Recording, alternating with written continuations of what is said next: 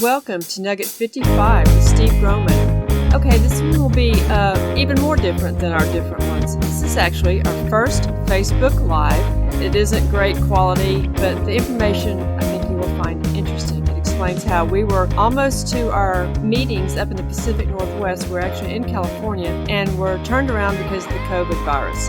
Here is our first Facebook Live. Well, here we are, our first Facebook Live. Everybody's been saying that we need to do Facebook Live posts, so this is post number 1.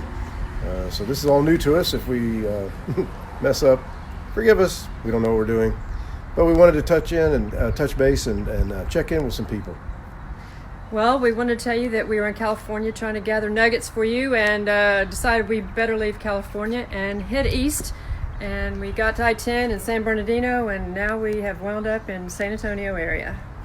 Yeah, so we managed to make it from San Bernardino all the way to here, and all of our meetings, as everybody knows, everything's canceling, and that affects us too. Yeah, your itinerant creationists have no itinerary. I have no itinerary at this moment, so yeah, we're I guess like in the same boat with everybody else. But we do have, because we've talked to people all over the country, different reasons and different times and different ways and different ages and everything. A lot of people have told us some amazing stories, that's for sure. So we thought we'd tell you a couple of them. And as we said, we're on I-10 and the trucks are just everywhere. We understand that they don't have the mileage limits anymore. So we have a friend who's a trucker up in the Northeast. And I was asking his wife, how can he stay safe? And what he does is he has automatic fuel pumps.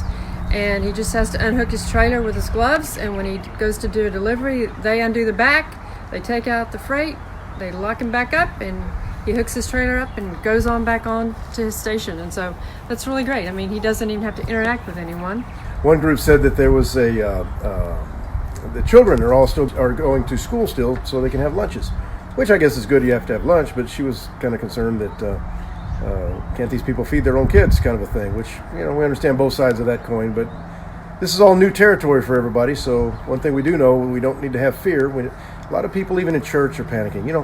Let me say something about that, because the church forever has been teaching and saying, and people saying that, there's going to come a time, of course, talking end-time events, going to come a time where the church doors, people are going to be anxious to get to the church, and new people be showing up and such. And that's true. Everybody's excited about that. Well, in my view, we're seeing sort of a forerunner of that even right now. But the problem is, a lot of even church people are panicking. There's nothing wrong with being prudent. But this is kind of one of the scaled down scenario of what we've been saying, everybody's been saying forever, that we're expecting to happen. So it shouldn't come as a surprise that something is happening, but yet we should not have a spirit of fear. God has not given us the spirit of fear, but a power, love, and a sound mind. And so we need to understand.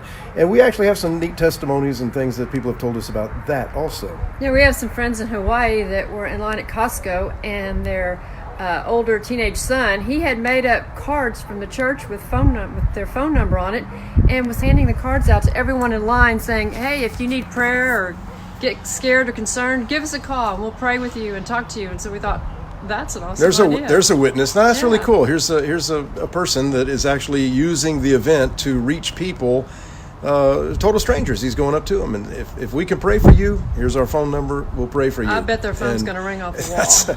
That's a beautiful thing. Just imagine if, I don't know, maybe a third of the people in church would do something similar to that. That's pretty cool. And if you guys want to call us and talk, many of you have contacted absolutely. us. We've had a lot what's of phone going calls. on? Well, we don't know what's going on any more than you do. But we are hoping to be able to share some experiences from those of us across the country. We had a friend that you just got the phone with, and his wife works at a bank, and tell them what they did to her. Yeah, they sent her home to self-quarantine for 14 days because she went to church. And there were more than 10 people that they wanted to feel comfortable around, or whatever their head count was. And so they sent her home to self-quarantine. So even if we're following the rules as people lay them out, I guess that could change from... Yeah, we've seen that a lot. The idea is that the rules, the situation would change. Really, it used to be day by day, and then it was every half a day. And for a while, it was like hourly. And that's why we left California. That's why we had to get out of California, get out of the state. We were going to go to LA and do, as we said, some nugget collecting for you. And we found out that even the police... first responders were given travel restrictions not to travel anywhere than 15 miles away from their own home. Yeah, and this was a week ago already. We've seen Right. we've So seen we left things. last Saturday. Yes. We left California Yeah, last just Saturday, yeah. unfortunately. And we've seen it kind of flow through. We want to get out of California, at least get into Arizona, and then same kind of thing happened there. Yeah, and where then we're in we were Arizona told- getting the motorhome worked on. And Yeah, and the owner of the facility where we've known him for years, and he's done work for us before in the past, and he said, what are you doing here? And so he said, well, we just need to get out of California. And so we were just talking. He said, you don't have anything holding you here in Arizona? you don't have any meetings here? Yeah, I 'Cause said, he no, knows no, what we do. just He like knows the what we area. He do. said, if you don't have anything holding you here in Arizona, I would strongly suggest that you get out of the state because we're next.